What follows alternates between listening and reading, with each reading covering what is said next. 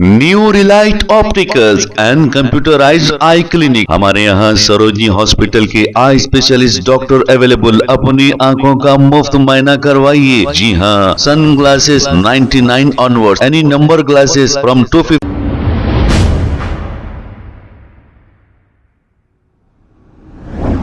अस्सलाम वालेकुम नाजरीन, 7H न्यूज सच को रखे आपके आगे। कांग्रेस लीडर मतीन शरीफ ने वक्फ अमेंडमेंट बिल को लेकर तमाम तफसीलात बताई है। आइए देखते हैं ये रिपोर्ट। अस्सलाम वालेकुम। वक्फ अमेंडमेंट बिल 2024 बीजेपी ने जो पार्लियामेंट में पेश किया है, उसकी अहम वजह यह है कि हिंदुस्तान में सबसे ज़्यादा ज़मीन रखने वाला अगर कोई डिपार्टमेंट है तो वो फॉरेस्ट डिपार्टमेंट है।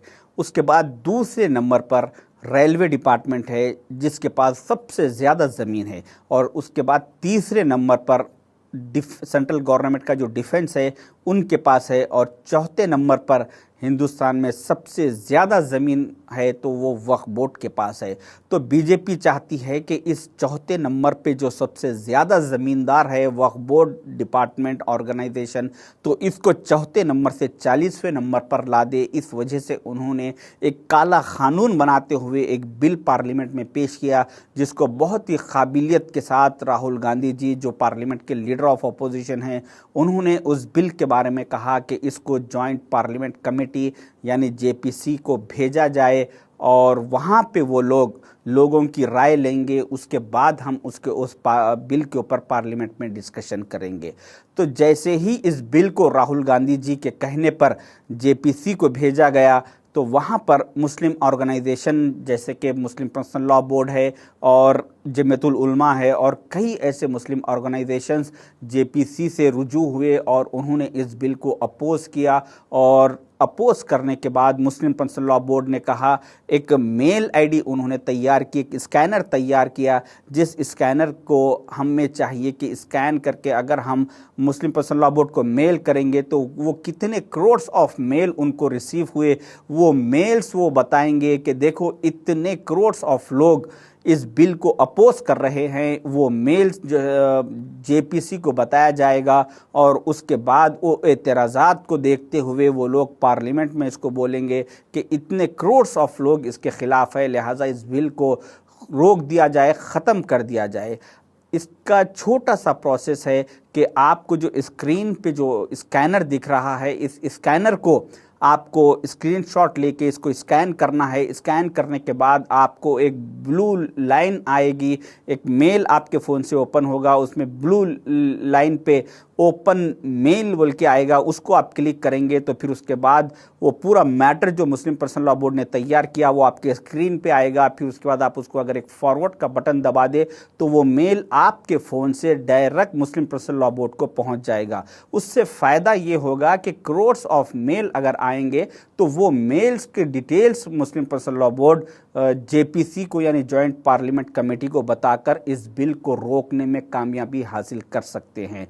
ये प्रोसेस सिर्फ और सिर्फ 5 से 6 सेकंड का है।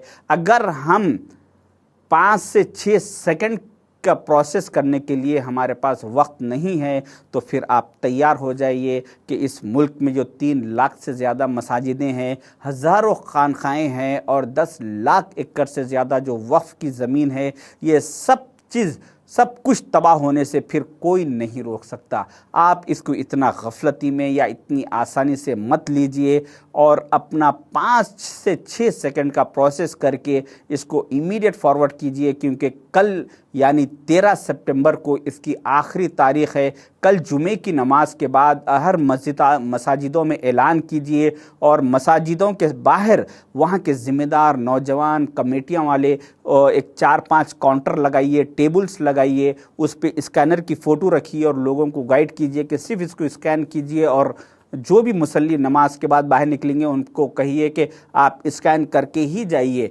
तो वो लोग स्कैन करके मेल करके जाएंगे, तो इससे करोड्स ऑफ लोगों का अगर जाएगा तो इससे बहुत बड़ा फ़ायदा होगा। वरना अल्लाह ताला का भी निज़ाम है कि वो गाफिलों की मदद नहीं करता। अगर आपके पास 5 सेकंड का वक्त नहीं है तो फिर आप सूरह अर्राद की में अल्लाह ताला सूरह नंबर 13 और आयत नंबर 11 में अल्लाह ताला फरमाते हैं कि मैं उस कौम को नहीं बदलता जो खुद अपने आप को नहीं बदलना चाहती।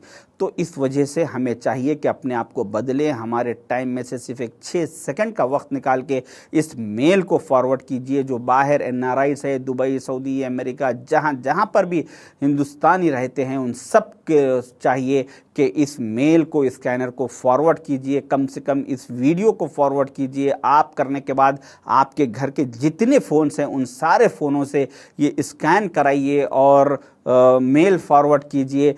और इस चीज़ में आप इस बिल को अपोज करने के लिए मेल कर रहे हैं, मगर गफलती में मत रहिए कि जो दूसरे तबके के लोग हैं उन लोग बहुत बड़ी मुहिम चला रहे हैं इस बिल की तायीद में। वो भी एक स्कैनर तैयार किए हैं। तो अगर हम गफलती में रहेंगे तो सारी हमारी मसाजिदें, हर वो चीज़ तबाह होने से कोई नहीं रोक सकता। आगे हमें चाहिए कि इस पर गौर करें और इस पर इमीडिएट एक्शन लेते हुए अभी इस मेल को फॉरवर्ड कीजिए। शुक्रिया। अल्लाह हाफ़िज़। गणेश महाराज जी के पंडाल में उपस्थित है, उन सबसे ये निवेदन है, वक्फ लैंड वक्फ बोर्ड के माध्यम से वक्फ के नाम पर बहुत सारी जमीनें मंदिरों की हो या बहुत सारी जमीनें जनता की हो, वक्फ के नाम पर कब्जा की गई। आज 9 लाख एकड़ लैंड पूरे भारत में वक्फ बोर्ड के कब्जे में है। तो केंद्र सरकार ने एक बहुत अच्छा निर्णय लिया कि वक्फ बोर्ड में संशोधन लाने के लिए जनता की राय पूछी है। तो आप सबको एक लिंक आया होगा, जस्ट आपको मेल करना है कि इसमें संशोधन होना है या नहीं होना है। और हम लोग जितने भी जो गणेश पंडाल है, हर पंडाल में घूम रहे हैं, सबको रिक्वेस्ट कर रहे हैं कि किसी भी हाल में आप लोगों को भी अपनी राय मेल के माध्यम से केंद्र को भेज सकते हैं। तो मैं चाहता हूं कि जितने भी यहां पर उपस्थित है, आप सबसे निवेदन है कि QR कोड भी वहां पर लगा हुआ है। जस्ट आपके फोन पे अगर स्कैन करेंगे तो ऑटोमेटिक पूरा मैटर आपको मेल ID आ जाएगा। उसमें मैटर आप लिखकर आप डायरेक्टली मेल कर सकते हैं। తెలుగులో కూడా చెప్తా, అందరికీ ఒక రిక్వెస్ట్, వక్ఫ్ బోర్డులో కొద్దిగా ఇంప్లిమెంట్ కొన్ని చేంజెస్ గురించి కేంద్రం పబ్లిక్ ఒక అడ్వైస్ వాళ్ళు అడుగుతున్నారు. QR కోడ్ కూడా ప్రతి ఒక్క మండపంలో కూడా చాలా వరకు పెడుతున్నారు. మీ అభిప్రాయం కూడా మీరు స్కాన్ చేసి మీరు మెయిల్ చేయొచ్చు కేంద్రంకి.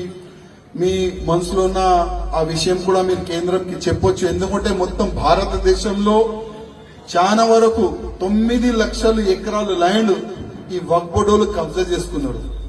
ఆ ల్యాండ్ మన భారతదేశంకి మంచిగా ఏదో ఒక పని మంచి గురించి ఉపయోగం రావాలంటే అందరు మీ అభిప్రాయం కూడా మీరు మెయిల్ పెట్టాలని కేంద్రం ఒక మంచి ఉద్దేశంతో మీ అందరితో సదేశం అడుగుతున్నారు.